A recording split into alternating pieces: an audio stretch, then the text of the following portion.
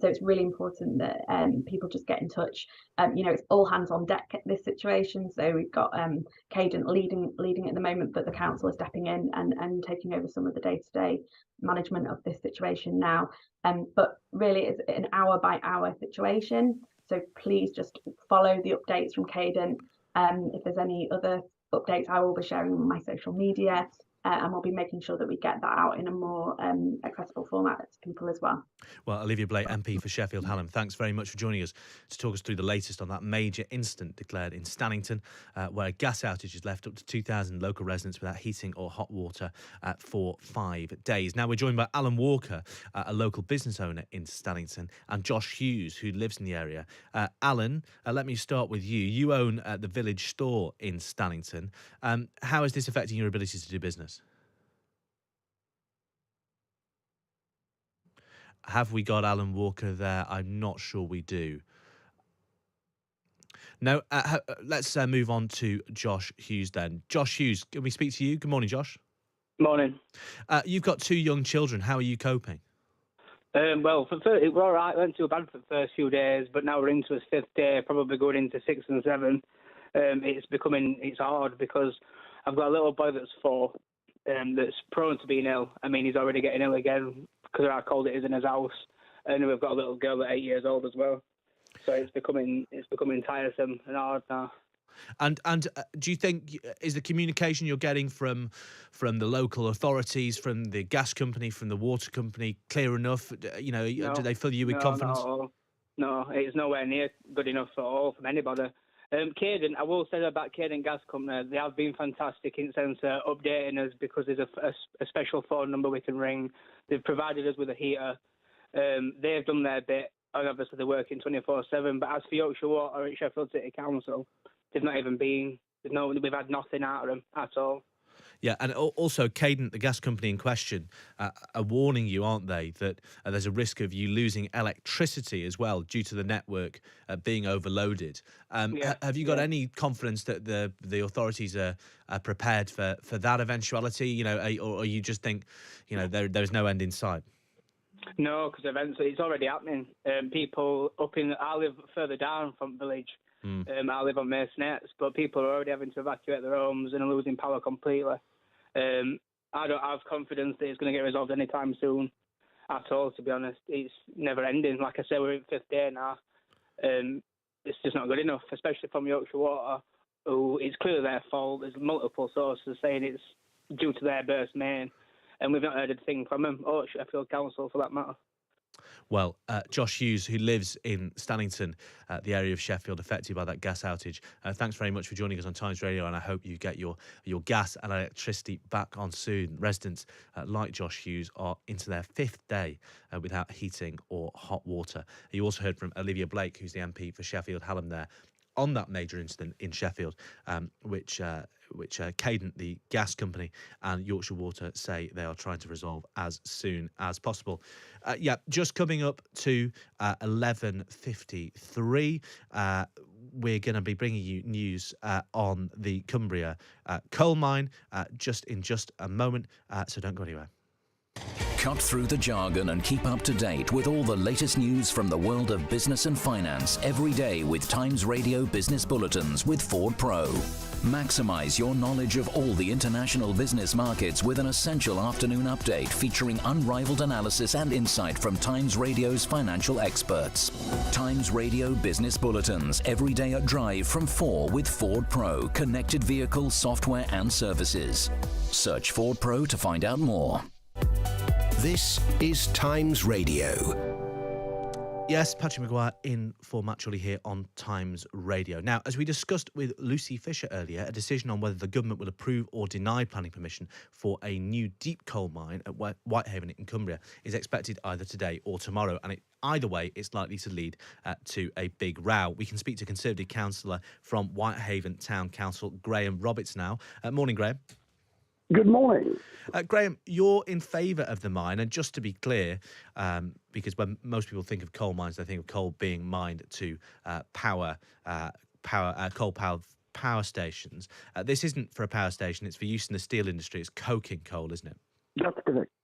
That is correct. And I think a lot of people have missed the point on this because a lot of the perception around it, there's been a lot of hysteria with regards to climate change and carbon capture, etc., that people will be getting sacks of coal delivered to their houses and burning it on open fires. That is not the case. This is for the steelmaking industry. And my point about it is, why do we need to import it when we have it on our doorstep here in Whitehaven? I'm going to read you a quote from Alok Sharma, who is formerly the government's climate czar. Over the past 3 years, the UK has sought to persuade other nations to consign coal to history because we are fighting to limit global warming to 1.5%, and coal is the most polluting energy source. A decision to open a new coal mine would send completely the wrong message and be an own goal. This proposed new mine will have no impact on reducing energy bills or ensuring our energy security. I mean, how do you answer that? Do you say, well, it's going to provide new jobs for the area? We are, absolutely. I mean, to say, we can't, as a local elected politician, turn my back on the prospect of jobs and services and a supply chain circa 500 people plus. If the government, and let me make this point, if the government wants to make a meaningful contribution to the levelling up agenda that they constantly talk about, they should show this by approving the project. And I would ask Alok Sharma to come and join me here, and I'll show him round the mine. Mining has come a long way since the old days. This is high-tech mining. It isn't the old days of picks and shovels. I think the perception here, it's all about perception, and I think a lot of it has been badly put forward, I'm afraid. Well, a decision on this, Graham Roberts, Whitehaven Town Councillor, has been delayed for 2 years. Are you confident we'll finally get an answer from Michael Gove tomorrow? Well, I think I wouldn't put. I'm not a betting man. I wouldn't put money on it. I think possibly. I wouldn't say we will. I wouldn't say we won't. Possibly we might get another delay, but it all stacks up that the inward investment that the mine would bring to the area is immense and can't be ignored, and the government must take this on board. Well, Graham Roberts, Conservative Councillor on Whitehaven Town Council, thanks very much for joining us to talk about that looming decision on Britain's first deep coal mine in nearly a century, due to be built in Whitehaven in Cumbria. That's expected either today or tomorrow from Michael Gove, the Levelling Up Secretary, and either way it's likely to lead to a big row. Now, we're just approaching midday on a Wednesday, which means one thing: Rishi Sunak and Keir Starmer are getting ready to face off in the House of Commons, and Tim Shipman joins me in the studio. Tim Shipman from the Sunday Times. How are you doing, Tim? I'm good, thank you very much. What have we got to look forward to today? Because as ever, Keir Starmer has a bit of an embarrassment of riches. You know, strikes, given they're the biggest domestic story, not the most straightforward of pitches for Keir Starmer, although he'll be confident that he has his line in order, that both sides need to get around the table and that he's not in the RMT's pocket, but it might be a risky gambit. Yeah, I think we're more likely to hear about strikes from Rishi Sunak, I suspect, as he's scrabbling around for something to say in response. I mean, you know, the government's been under pressure on a range of fronts, you know, onshore wind. We're talking about coal mines now, housing as well. There have been U-turns galore. One would have thought that there's quite a bit of fun. I would expect probably not a 6-question bonanza today from Starmer, but building an argument with a whole series of things, forcing Sunak to keep flicking to new pages in his briefing book. Yeah, I suspect we might hear something about housing, given that the big message Keir Starmer wants to land is that Rishi Sunak is weak. He's in the pocket of vested interests. He's bullied by Tory MPs, and those two rebellions on the Levelling Up bill on planning, be that onshore wind or on house building, have really exposed the extent to which Rishi Sunak can't really impose his authority on his parliamentary party, haven't they? That's right. I think those are the kind of obvious terrain to keep with the argument he's been trying to build over the last month. Yes, well, plenty to look forward to in just under a minute. Remember, you should tune into the Times Radio YouTube channel if you want to see me and Tim talk you through this live. We're going to pause the action with PMQs Unpacked. That's coming up on Times Radio and on YouTube. Don't go anywhere.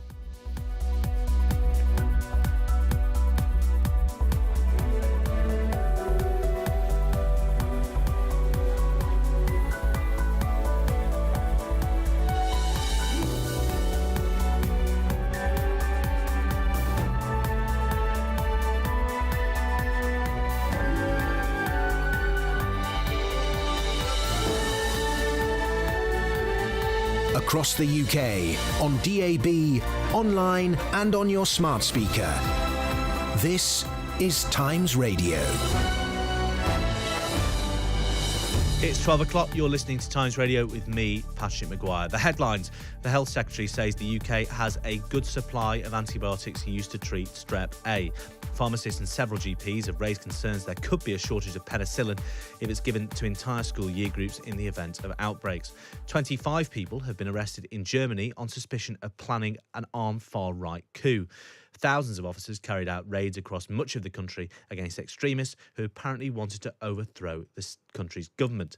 China, meanwhile, is set to set out plans to ease the world's toughest COVID-19 restrictions just days after widespread protests across the country. Health officials say those with mild cases of the infection won't need to go to state quarantine facilities. And a major incident's been declared in a suburb of Sheffield, which has been without gas for 5 days. Around 2,000 homes in the Stannington area are affected, as temperatures are expected to plummet as low as -10 tonight in some places.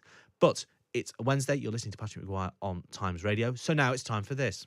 PMQs Unpacked on Times Radio. Unpacking the politics and cutting through the crossfire. Order, order. I call Patrick Maguire and Tim Shipman. Yes, I'm joined by Tim Shipman, chief political commentator from the Sunday Times. And remember, you can watch us live on YouTube as well as listening to us pause the action on Times Radio. Just head to the Times Radio YouTube channel and you'll get us pausing the action in real time. Penultimate session of the year for Rishi Sunak and Keir Starmer.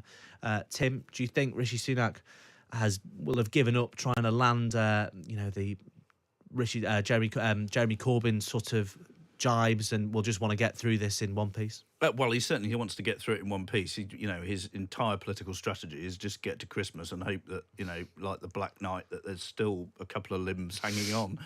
And his MPs are doing their best to sort of chop them off. And Starmer will wave them around in the chamber today and say, look at this, you're bleeding out, mate. But, I think the Corbyn line we haven't heard for a week or two. And I think there's some evidence that wasn't necessarily nailing it. But I think, on strikes, that's where, if you look at the front page of the papers today, some of the newspapers more friendly to the Conservatives are making this point that Labour is still taking money from people who are striking. And, it's difficult terrain because a lot of these strikes, some of them are more popular than others. And, broadly speaking, the rail strike's the least popular, and I think people have a lot of sympathy for the health workers. How the Tories kind of pass that and find a kind of place where they can make a political point without sounding churlish, it's difficult, but, they haven't got much else at the moment. So, and it's interesting listening to Steve Bartley on the round this morning, totally uncompromising on pay rises for nurses. Mark Harper is the Transport Secretary, probably on firmer ground, isn't he? Given, as you say, diminishing public sympathy for the rail workers, perhaps particularly given we're heading to Christmas. Well, and now they're deliberately trying to disrupt Christmas, which looks like a bit of a last throw of the dice to try and get, what they want on the money side. Yes, and do you think Keir Starmer has nailed his own response to the union question, which is obviously one that dogs him, particularly the rail strikes? His line is the one we heard from Ed Miliband way back when. Both sides should get around the table and rediscover the spirit of compromise. Do you think that insulates him politically? I don't think it insulates him totally, but it's at least something he can repel some of the incoming blows from. And it also, it sort of sounds reasonable, doesn't it? I rather suspect it worked better for Starmer than it perhaps did for Miliband, who was under kind of more political pressure, was not out in front, couldn't look like the sort of statesman-like, if I was in charge, everyone going, well, you're not, mate, don't be silly. With Starmer, you can envisage a day when he might be in charge, and, everybody knows the unions and the Labour Party are, come from the same stock. But, Labour leaders who don't immediately sort of side with them are, moderates, and that sounds, reasonable to a large proportion of the country, I would have thought. There's a lot of people out there who won't be persuaded by that, but maybe they weren't inclined to vote for Labour anyway. Well, let's see how Keir Starmer deals with what Rishi Sunak has to throw back at him by way of comebacks? We can go to that first question from the Labour leader now. Thank you, Mr. Speaker. Can I start by welcoming the new Member of Parliament for the City of Chester to her place in this House? It's the best result for Labour in the 105 years we've been fighting that seat, and I look forward to working with her to build a better future for the people of Chester. Mr. Speaker, the Conservative Party promised the country it would build 300,000 houses a year. This week, without asking a single voter, the Prime Minister broke that promise by scrapping mandatory targets. What changed? Mr. Speaker, let me start by also welcoming the Honourable Lady to her place. Now, the Honourable Gentleman comes here every week, and I know he's focused on the process and the politics, but I don't think he's actually taken the time to read the detail of what we are doing to improve our planning system. So let me just explain what we are doing. Mr. Speaker, we are protecting the Greenbelt. We are investing millions to develop brownfield sites. And we're providing support and protection for local neighbourhood plans. Just this morning, the Shadow Housing Secretary said, communities should have control over where homes are built and what sort of homes are built. That's my position, that's her position. What's his position? So, a classic response there from Rishi Sunak to Keir Starmer's question about house building, which, as we predicted, he's trying to make a point about Rishi Sunak's political weakness. Michael Gove conceding to the rebels that didn't want to have mandatory house building targets apply to councils. And Rishi Sunak saying in response, well, it's all very well and good you critiquing me, but what's your plan? Well, I mean, on the face of it, that's perfectly reasonable because failing to build houses is a cross-party pursuit in this country and has been for decades. But it's hardly taking the wind from Starmer's sails, is it? And, classic Sunak as well. Starmer's getting better at the sort of short, pithy question. And Sunak's, I really don't think you understand, old chap. What we really need to do is get down into the detail, which is where I'm always happiest. And there aren't many Tory MPs, I don't think, yelling, what do we want? Support for local neighbourhood plans. When do we want them? Never. It's not particularly stirring stuff, liable to get everybody cheering behind him and heading off for their Christmas break with a song in their hearts. But it does kill a few minutes, and it has, for Rishi Sunak's sake, killed a rebellion, hasn't it? So he can at least chalk that up as well, that's the politics of it, isn't it? You can look weak, you can look like you're having to do U-turns. I mean, U-turns are much more toxic in the Westminster Village than they are for the public. The public often, when you sit in a focus group, takes the view that, at least they're doing the right thing. At least they've done the right thing. They're listening to what people said, blah, blah, blah, blah. So it's not it's not the end of days doing U-turns, but certainly if you get a reputation for not being able to do anything, because all it takes is 30 of your MPs to get hot under the collar. And there's always 30 of them liable to get hot under the collar about anything. Yeah. I'm just looking at some of the comments on the YouTube. Remember, if you're listening at home, why not tune in to the Times Radio YouTube channel and watch us do all of this with our beautiful faces attached. I think very generous of you. Wasn't a joke, Tim. Wasn't a joke. People particularly unimpressed. Matt says not an answer.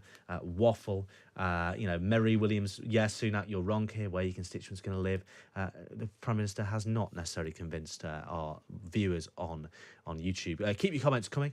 Let's head to Keir Starmer's second question. Mr. Speaker, does he really expect us to believe that the member for Chipping Barton and the member for the Isle of Wight are cheering him on because he's going to build more homes? Pull the other one. I'll tell him what changed. His backbenchers threatened him. And as always, the blancmange Prime Minister wobbled. He did a grubby deal with a handful of his MPs and sold out the aspirations of those who want to own their own home. Was it worth it? Mr. Speaker, as ever, engaging in the petty personality politics, not focused on the substance. Again, let me explain what we're doing. We're delivering what I said we would do. We're protecting the character of local communities. We're cracking down on land banking and irresponsible developers. And we're giving people a greater say in their decisions. Just this week, Mr. Speaker, just this week, on Monday, the honourable gentleman said the government should be giving people more power and control. Now he seems to be opposing that policy. It's only Wednesday. I know he flip-flops, but even for him it's pretty quick. Key exchange for me there, Tim Shipman, was the line from Keir Starmer where he talked about Rishi Sunak failing to understand the aspiration of people to own their own homes, and that the Tories' failure to build more houses is preventing people from getting under the property ladder. Smart Tories, Robert Colville, columnist in your paper, is one that comes to mind. Share this view, don't they? He's very angry about it. He's furious. There's someone on the comment desk who's going to have to tell him to write a different column because, every Sunday he's writing the same column. Well, don't worry, because you can read it on Twitter every day as well. But, he has a point, hasn't he? That, if the Tories can't create people who own property and, have a stake in capitalism, don't be surprised when they look to the left for another option. Well, quite. And this is a fascinating role reversal. You've got a Labour leader chucking aspiration at a Tory leader. When Rishi Sunak was in trouble a week or two ago, all he did was to yell aspiration, aspiration, aspiration about private schools, as it happened at the time. Starmer is stealing some Tory lines as well as some clothes. We've had a bizarre transformation here, haven't we? 6 months ago, we had this sort of bloke who made up slightly weird names and talked loosely about stuff standing on one side of the dispatch box, and on the other, there was this quite studious person who was interested in the detail and wanted to be very precise about everything. And that fellow used to be Keir Starmer, and now it's Rishi Sunak. And the bloke coming up with names like Mr. Blamont, the Blancmange PM, is Mr. Starmer rather than Boris Johnson. And it's sort of a kind of weird role reversal. I'm not sure the Blancmange PM is going to stick. Is going to catch on down the dog. My question for you, though, Tim, is do you think that works for Keir Starmer? Do you think, because, he's definitely improved as a parliamentary performer, partly because his operation has sharpened quite considerably in recent times. Do you think this works for him, though? Do you think there's something in Rishi Sunak, complaining that he is going for personality? Do you think it's sort of inconsistent with Keir Starmer's, as you said earlier, sort of statesman-like image? Well, I'm not sure the Blancmange PM is very Starmer, and Pull, the other one, doesn't sound very Keir Starmer either, but he's got a lot better in recent weeks.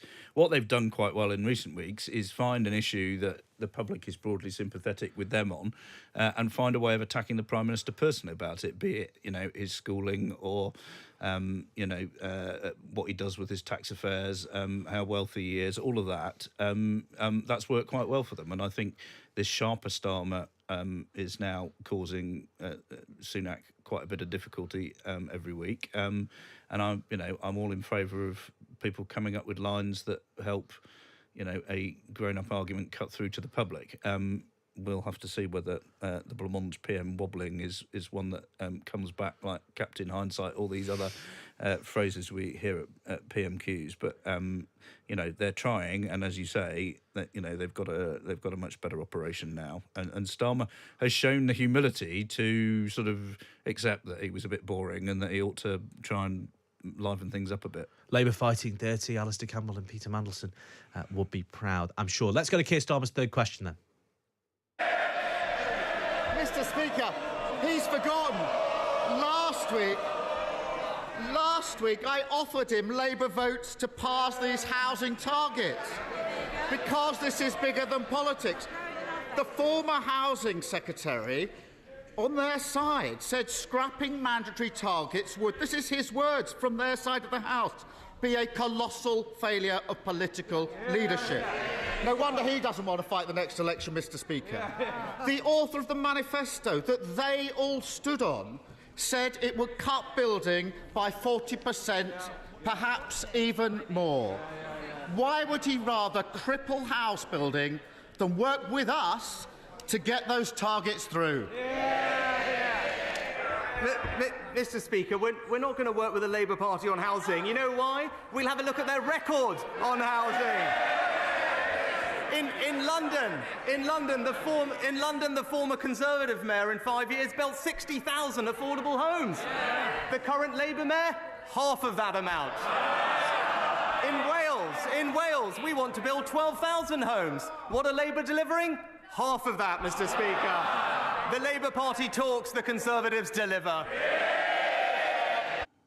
Well, you've got Keir Starmer there, Tim Shipman, posing himself as the man with all the authority, as, you know, the real Prime Minister, as it were, you know, offering beneficently to lend the Tories votes, really trying to hammer home this idea that Rishi Sunak is a man in office but not in power. Yeah, that's right. And, you know, of course, the one thing that makes a Tory Prime Minister look even weaker than doing U-turns because of his own MPs, of course, is relying on Labour votes to pass legislation in the House of Commons. So Starmer in the previous question said, you know, was it worth it? Well, from Sunak's point of view, it probably was worth it because he's still alive and he's not had a humiliating defeat in the chamber, and it's you know, he's living to fight another day. And right now, that's the only plan really, is to get into the new year and then hope that the economy turns and that by the next budget in March they've got something a bit more constructive to say. That's the best they can hope for, living hour to hour, even mere weeks into his premiership. Right, question number 4 from Keir Starmer then. Mr. Speaker, as ever, too weak to stand up to his own side on behalf of the country. Mr. Speaker, I noticed there was another U-turn last night, this time on wind farms. Actually, I agree with that one, but is there no issue on which he won't give in to his backbenchers?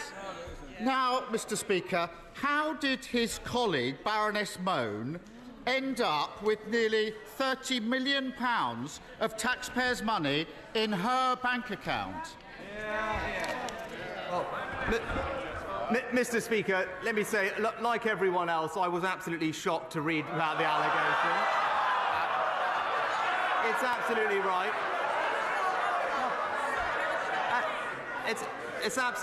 It's absolutely right that she is no longer attending the House of Lords and therefore no longer has the Conservative whip. Again, the one thing we know about the honourable gentleman, he is a lawyer. He should know there's a process in place. It's right that that process concludes. I hope that it's resolved promptly. But I'll say one thing, Mr. Speaker, because I tell him what is weak. I tell him what is weak is not being able to. I'll tell him, and that's not being able to stand up to people. I know he's taken some advice from Gordon Brown lately. Why doesn't he listen to a former minister in Gordon Brown's government who just said, why does the Labour Party refuse to stand up for workers in businesses like pubs and restaurants who will lose business as a result of the train strikes? Labour should stand up for working people. If he's strong, that's what he should do. Not entirely sure who that former minister is, unless Rishi Sunak has started lobby reporting and is quoting someone off the record. I'm not sure either. And normally, you know, we can rely on someone telling us. Very embarrassing. But that was a very odd pivot, wasn't it, from Sunak? Gordon Brown. And then someone who used to work for Gordon Brown in some capacity says this. Well, you did suggest he was going to throw the unions back at Keir Starmer, but I didn't expect him to do it quite so ineptly. No, it was like one of those tennis shots where you sort of try and hoik it back between your own legs and end up falling in a heap on the floor. I don't think that quite got us there, did it? Yeah. Also, Keir Starmer's line of questioning about wind farms. I mean, you know, obviously it's another U-turn. It's not great for Rishi Sunak, but it's harder to land a blow if you open with. I'm disgusted that your U-turn U-turn on I've this agreed thing with. I agree with. How dare you? How dare you? You're such a disgrace. Yes. So I mean, I think it was all in all, question 4 on both sides. I think we probably quietly consign that one to the dustbin of history. Yeah, not the most storied about changes. It's interesting though. Rishi Sunak clearly thinks this union thing can hurt Keir Starmer. It's interesting. I was speaking to one of Keir Starmer's senior aides yesterday. He said Labour want to be in the position where 3 things are laughable. The first is the first being the idea that Jeremy Corbyn is coming back, that they're in the pocket of the unions and that they're in the pocket of Nicola Sturgeon. I think the Corbyn attack line is starting to become laughable now. The union one, they're sort of starting to neutralise, but they're still vulnerable, I think, particularly if you've got Labour shadow ministers going on the picket lines. And as for Nicola Sturgeon, well, that's a question for another day. But do you think that packs the punch it used to, the attack on Keir Starmer as a puppet of the unions?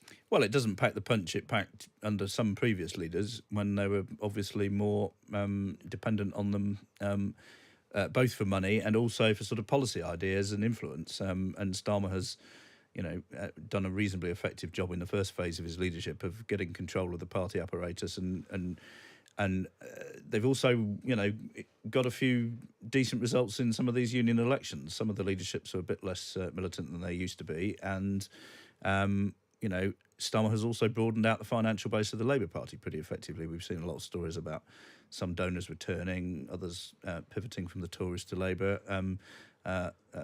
Family of Lord Sainsbury, who famously gave lots of money to Tony Blair, is back in business and giving money to Labour, and inherently that means they're less reliant on money from Unite and the GMB and all the other affiliated unions. But it's never going to be a charge that doesn't have some potency. Well, lots of you getting involved on our YouTube channel. Remember, don't just settle for listening to us. You can watch us live on the Times Radio YouTube channel. I have to say, Rishi Sunak not really impressing today. Mike Griffiths says, after the Johnson era, it's a bit rich for the Tories to accuse Labour of personality politics. Starmer is deplorable on account of resorting to personality politics, Sunak says, and then the PM thereupon engaged in it himself, says Buchan. Dave says Sunak was completely floored by the Moan question. Let's just return to that briefly. Labour have been going big on this story about Baroness Moan, the former lingerie tycoon turned Tory peer, allegedly being linked to a PPE company that made hundreds of millions during the pandemic and has since took that leave of absence from the House of Lords. Obviously, in doing so, she's given Rishi Sunak a ready-made reply. You can say, well, she doesn't have the Tory whip, she's on the House of Lords. Nothing to see here. But do you think this story still has legs? Do you think it could still damage Rishi Sunak? I think conceptually it's a problem for the Tories. I mean, in focus groups I've sat in since the pandemic, that whole sense of they gave a load of money to their mates to buy stuff, that does linger. I think most of the public gives the government the benefit of the doubt on the pandemic, thinks, yes, they were just trying to do everything as quickly as they could to try and help. But for people who are like to smell political conspiracy and corruption at every turn, there's certainly several examples that land home. And with a certain sort of voter, that idea has never really gone away. And I think, this is potentially damaging. It's a little bit surprising that Starmer didn't do something with this last week. In fact, we had, the lads on from the political club at school, and they were all predicting ahead of it that surely Moan was the obvious terrain for Starmer, and he went with economic stuff instead. But, they're making the most of it again this week. Well, never underestimate Keir Starmer's ability to miss the obvious in these sessions. And remember, want to hear from you? Get involved in YouTube, text 87222. Andrea Wood has just texted in to say it would be nice if anyone in Parliament were constructive. Pathetic slanging matches. Let's see if we get anything constructive out of Keir Starmer's fifth question. Mr. Speaker, it may not seem like it, but he's supposed to be the Prime Minister. This morning, his Transport Secretary said that his flagship legislation on strikes, this is what he said this morning, his Transport Secretary, might want to listen to this, is clearly not going to help with the industrial action we're facing. He should stop grandstanding, stop sitting on his hands, get round the table and resolve these issues. And everyone can see what's happening here. A Tory politician got their hands on hundreds of millions in taxpayers' money and then provided Duff PPE, and he says he's shocked. He was the Chancellor. He signed the cheques. How much is he going to get back? Mr. Speaker, it's right that he brought up legislation with regard to strikes, and I'm very happy to address it, actually. So, hard-working families right now in this country are facing challenges. The government has been reasonable. It's accepted the recommendations of an independent pay body, giving pay rises in many cases higher than the private sector. But if the union leaders to continue to be unreasonable, then it is my duty to take action to protect the lives and livelihoods of the British public. And that's why, Mr. Speaker, since I became Prime Minister, I have been working for new, tough laws to protect people from this disruption. That's the legislation he's asking about. Will he now confirm that he'll stand up for working people and that he and his party will back that legislation? So what Rishi Sunak is talking about there, Tim, is minimum service laws that would require unions involved in frontline public services, be those railways, the healthcare sector, to provide a minimum level of service, even in the event of a strike. It's the norm across Europe. Weirdly, it hasn't been introduced here, despite 12 years of Tory government. No, that's possibly because every time they've looked like doing it, they've had a big old fight about it. The unions here are quite effective at digging in on these things. But, I think it's one of those ones where if you asked 100 members of the public, I thought 70 of them would think it was pretty reasonable. But that doesn't mean it's any simpler to get it through the House of Commons. And it doesn't mean that you're going to get the Labour Party supporting it. It gives Sunak a little bit of something to go on. But Starmer's obviously got something there, and in his research, a lot of delivered him some quotes from Mark Harper this morning, effectively saying, well, of course, the legislation doesn't come in for a bit, so it's not going to help us with these strikes, which gives him a rhetorical point. I'm not sure we're getting anywhere here, really, are we? It's no. I mean, there was very little attempt from Rishi Sunak there to even acknowledge the actual question Keir Starmer asked. No, he's got his prepared response, and it's sort of as good as far as it goes. I thought, Starmer saying, you're the Chancellor, you sign the cheques. Of course there are no cheques, but it's another one where at least Sunak has some tangential involvement in the issue, well, exactly. And he personally, has something to do with this. It's not just on Michelle Mone. It's not just that it's something from one leader attacking another. It's another thing where Sunak was, at least on the face of it, part of the thing. Well, and given that Rishi Sunak, the one thing that gives the Tories a bit of hope, and the one thing that still spooks people close to Keir Starmer, is that Rishi Sunak's personal numbers, his polling numbers, despite his party being the doldrums, are quite good. Yeah. And a lot of that is a hangover from people remember him as the Chancellor during COVID, who kept the economy ticking over, who kept paid their mortgages, paid their furlough. So if Labour are going to ever land a blow on Rishi Sunak, or ever going to drag him down to the level of popularity of his party, they're going to have to do something to make people reassess that period as Chancellor. And the Michelle Mone story and others are perhaps in that category, aren't they? Yeah, I think that's right. I think you talked about this being a sort of, people talking about pathetic slangy matches. I mean, to a degree, that's what PMQs always is. Sometimes you feel you get some light and you really learn something about an issue, or where one or other of the leaders is coming from on something. This feels like a fairly arid exchange of fairly pre-prepared lines. The thing I find a little bit interesting, just to reflect on what you just said, is that while Sunak's backbenchers are pretty fractious, they're pretty unmanageable, they look like they're prepared to rebel about almost anything, he's still getting quite a lot of noise behind him in the chamber. There's not a sort of, when he does one of his, what you and I might as political observers think is a fairly hackneyed kind of response, he's still getting more from his backbenchers. The noise you don't want is the tumbleweed silence, and that's what Theresa May had at the end. It's what Boris Johnson had at the end. That's what Liz Truss said the whole time. Yes, and that's not where he is at the moment. So while I think a lot of the audience is saying they're not impressed, I'm not sure we're that impressed. He is keeping his nostrils just above the waves at the moment.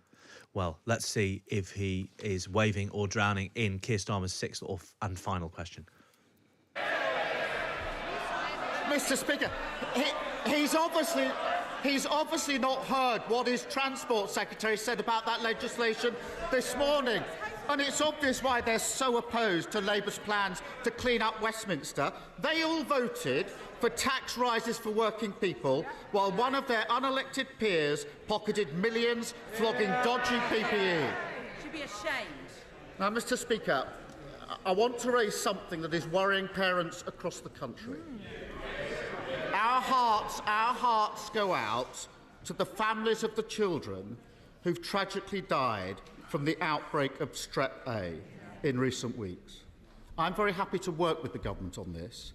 So can he take the opportunity to update the country on the measures the country is taking to keep children safe this winter?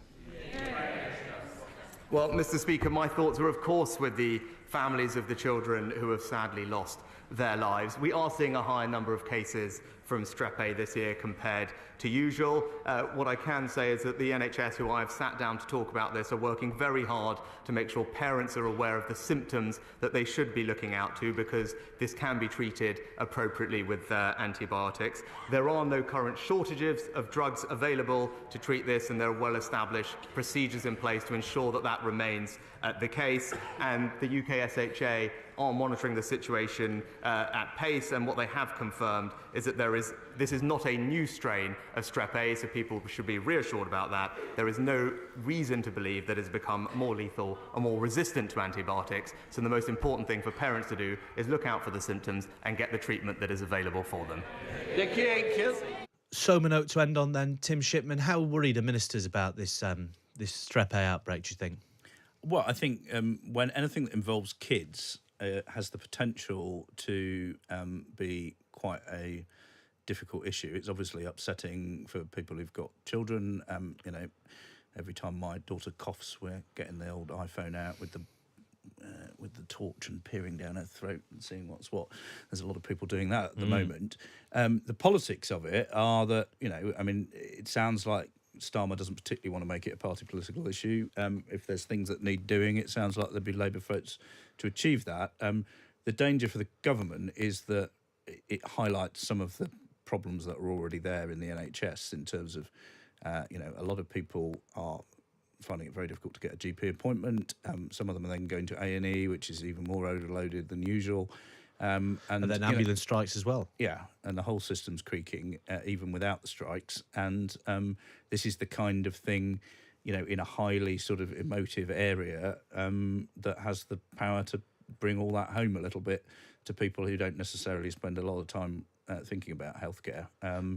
And it's, potentially, politically problematic. And if people start saying children are dying because of shortages, that's when it becomes pretty politically toxic. We're not there yet. And I think, it sounds like, at least in the realms where the drugs do work, and it's not some lethal new strain and all the rest of it. But there's certainly, it's a new problem that has the power to highlight old problems. We'll get to the best of the rest just after the news in a second, but it seems that both Rishi Sunak and Keir Starmer got what they wanted for the 6 o'clock, 10 o'clock news out of that exchange, even if there was a lot of heat and not a huge amount of light for listeners at home. I think it was a pretty pedestrian PMQs, but I think Starmer continues to show that he's happy and comfortable on the front foot, and Sunak so far is, he's not quite in the position of the Black Knight, is he? Not yet. Right, stay with us if you're listening or if you're watching along on the Times Radio YouTube channel. We'll be back with the best of the rest just after the news from Cara Bentley. Across the UK, on DAB, online and on your smart speaker. This is Times Radio. Thanks, Patrick. Good afternoon. At Prime Minister's Questions, Rishi Sunak has given information about the Strep A bacterial infection, which has led to the deaths of 9 children. There are no current shortages of drugs available to treat this, and there are well-established procedures in place to ensure that that remains the case. And the UK SHA are monitoring the situation at pace, and what they have confirmed is that this is not a new strain of Strep A, so people should be reassured about that. There is no reason to believe that it's become more lethal or more resistant to antibiotics. The Labour leader also asked the Prime Minister about the Tory peer who is accused of having links to a company that she recommended for PPE during the pandemic and then profited from the deal. Now, Mr Speaker, how did his colleague, Baroness Mone, end up with nearly £30 million of taxpayers' money in her bank account? Baroness Mone denies the allegations, and Rishi Sunak responded pleading ignorance. Like everyone else, I was absolutely shocked to read about the allegations. It's absolutely right.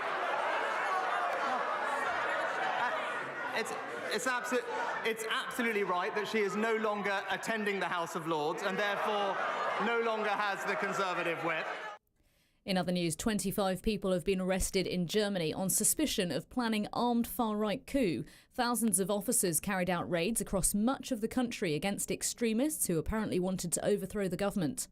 China's set out plans to ease the world's toughest COVID-19 restrictions just days after widespread protests across the country. Health officials say those with mild cases of the infection won't need to go to state quarantine facilities. A debt charity says the proportion of people who say they can easily afford Christmas has nearly halved. Step Change says 45% were in that situation a year ago, but that's dropped to fewer than a quarter. Most places are between 3 and 5 degrees Celsius, with Scotland even colder. There are ice warnings for North Scotland, Wales, some of South West and the East Coast from this evening. Toby Gillis has the sport. The Times understands Australia are keen to speak with Eddie Jones about working with them at the World Cup, just a day after he was sacked as England Rugby Union head coach, which could put him on a collision course with his old employers in just 9 months. The Rugby Football Union did not put a non-compete in his severance deal, which would allow Jones to start work again immediately, and a move to his native Australia may be tempting. They've backed their coach, but a position as director of rugby may suit both parties. Former World Cup winner and ex-England captain Lawrence Dallaglio has told us facing him again wouldn't be a concern. We finished fifth, can I repeat, fifth in the last 2 Six Nations now. I mean, those sorts of results are unacceptable. And maybe some of his selections, he knows a lot more than most people, but when you start picking Owen Farrell at 12 when he plays every week at 10, Tom Curry at 8 when he plays 7 every week for his club, maybe a lot of people thought, what's going on? The organisation behind Olympic boxing, the IBA, has been warned it's a long way from meeting the targets it's been set to remain in the Games. Issues around governance, financial transparency and mainly refereeing and scoring forced the International Olympic Committee to suspend boxing and potentially drop it completely from LA 2028. The IOC has written to the IBA warning the reform requirements are not close to being met. The Times chief sports reporter Martin Ziegler says the boxing authorities' response suggests they don't intend to meet them either. The IBA are very, very anti the IOC at the moment. There's lots of sort of negative remarks coming about them. There have been protests in Lausanne this week, organised by IBA supporters. So it's one of those things where the IBA think they're being dealt with unfairly, but there doesn't seem to be any desire to change. And the coach of the surprise package at the World Cup, Morocco, has hit back at fans who claimed the players were not Moroccan enough. Walid Regragui has guided his side to the quarterfinals of football's biggest tournament for the first time in their history, with a squad more than half of which were born outside Morocco. Regragui insists their multicultural milkshake has helped rather than hindered. You can read more on these stories on the Times website or app.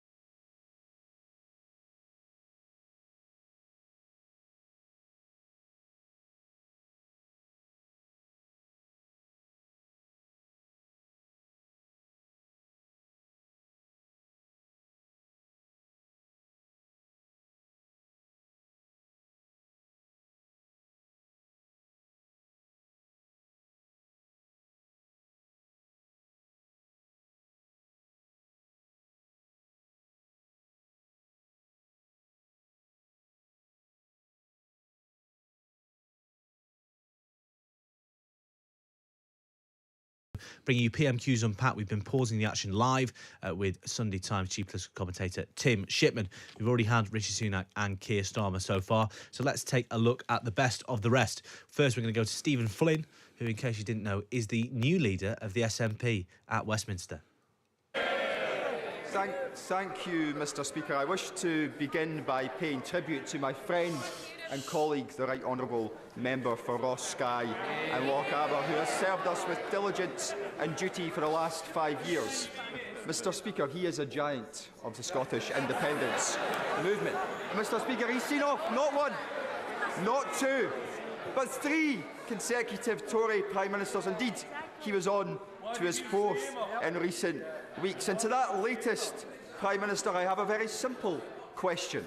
What does he consider to be the greatest achievement of the Conservative Party in government since 2019? Leaving the single market and customs union, ending freedom of movement, denying Scotland her democracy, or getting the Labour Party to agree with all of the above? Mr Speaker, can I start by offering my genuine and warm, heartfelt best wishes to the Right Honourable Member for Ross Skye and Lochaber. I know the whole House will miss his weekly contributions. And may I also congratulate or join the First Minister in congratulating the honourable gentleman on his appointment as a Westminster leader of the SNP. I look forward to a constructive debate with him across the dispatch box. And Mr. Speaker, the answer to his question is actually very simple. The things that we are most proud of in the last couple of years is making sure that we protected this country through the pandemic with furlough and with the fastest vaccine rollout. Well, Stephen Flynn there, very different style from Ian Blackford, who was very verbose, some would say a bit prolix, prone to liking the sound of his own voice. That was short, sharp and quite aggressive from Stephen Flynn there. Also lavishing his predecessor with praise, having, stuck the stiletto into his back. Almost too much praise, wasn't it? A giant of Scottish independence, which for a humble crofter is quite quite the accolade. It's quite the accolade. And Flynn, yes, I suspect most of our viewers and listeners are not familiar with Flynn. He looks a little bit like Dominic Cummings' slightly more aggressive younger brother, doesn't he? Head shorn to the roots, and it was a clever little sort of punchy, aggressive question. I think it would have been even better if he'd just said what was the greatest achievement, and rather do the sort of little bit of extra folder multiple choice, just because that's the sort of question that can unseat a prime minister. I think. Someone stood up once and asked Tony Blair what his political philosophy was, and he had literally no idea how to answer that question, flailed around. Sunak went for the pandemic. Interesting. I thought he might say jobs, and preserving jobs was the one thing that, that he was proudest of. But he went for his, going back to what you were saying earlier, the public still remember him and his role in furlough. The guy who sells me coffee on the station platform is still very grateful to Rishi Sunak for keeping him paid during the pandemic. And there's a lot of people around like that. So he decided to attach himself to that rather than the sort of purer economics of unemployment, not being what it might have been. We've got bad inflation, we've got bad growth, but job numbers are more buoyant than they were during Margaret Thatcher's recession or John Major's recession, and that's one of the saving graces for the Tory party. Well, let's see where Stephen Flynn goes next with his second question. Stephen Flynn, the new SNP's Westminster leader. Mr. Speaker, far be it for me to offer advice to a near billionaire, but he's going to have to up his game. And here's why: because in the last 15 minutes, a poll has landed which shows that support for Scottish independence has now hit 56%. And support for the Scottish National Party sits north of 50%. So in that context, can I ask the Prime Minister, does he consider that increasing energy bills on households in energy-rich Scotland by a further £500 will cause those poll numbers to rise or to fall? Well, Mr. Speaker, what we're delivering for households across the United Kingdom, including those in Scotland, is £55 billion of support with energy bills. It will save a typical homeowner about £900 under their bills this winter, with extra support for the most vulnerable. And that is, Mr. Speaker, an example of the United Kingdom and the Union delivering for people in Scotland. You wonder, Tim Shipman, whether that was as much of a message for Nicola Sturgeon as it was Rishi Sunak. That very telling message about independence. And if this sort of coup in the Westminster group of the SNP shows anything, is that there's a bit of internal tension in the SNP over the First Minister and her priorities and her handling of all these constitutional debates. Well, Flynn's been put there because he wants to get aggressive and wants to get stuck in, and he wants to get on with it. And he has that demeanour, doesn't he? I mean, it was pretty punchy stuff. He looks keen and aggressive, and I think we're going to have quite a bit of fun with him. But as you say, 56% for independence, SNP north of 50%. Well, if the SNP can get north of 50% in the general election in Scotland, then Nicola Sturgeon will say that is effectively a referendum by the back door.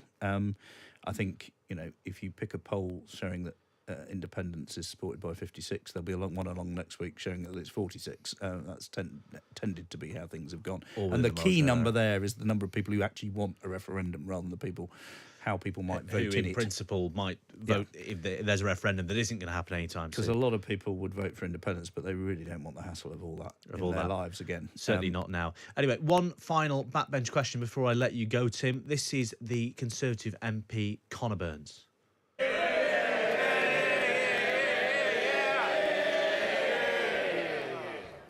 Thank you, Mr. Speaker.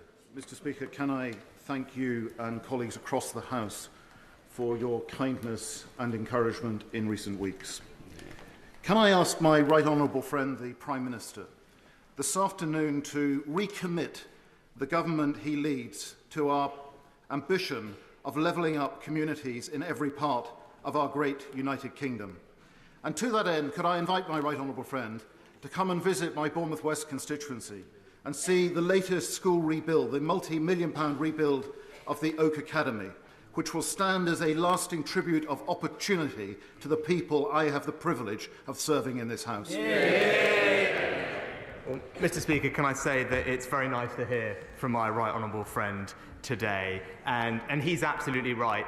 There is no better way to spread opportunity around the country than by investing in our children's future. I'm absolutely delighted that Oak Academy in his constituency is benefiting from our school rebuilding programme, and I will certainly ask my office to keep his kind invitation in mind. Alan Doran. Well, just to explain some context there for listeners, the prolonged cheering for Conor Burns, their big ally of Boris Johnson, relates to his having just received the Conservative whip back and having been cleared by an internal Conservative Party investigation into an allegation of sexual misconduct, which he always denied and now has been cleared of at Conservative Party conference. He's just received the whip back. Hence the somewhat pointed question and the congratulations from Rishi Sunak, or the warm response from Rishi Sunak, and the very loaded invitation for the Prime Minister to come down to Bournemouth and effectively apologise for his treatment. Yes, which got a sort of, well, we'll think about it. Let's my office can have a think about it. I mean, what Conor Burns would really like is his government job back.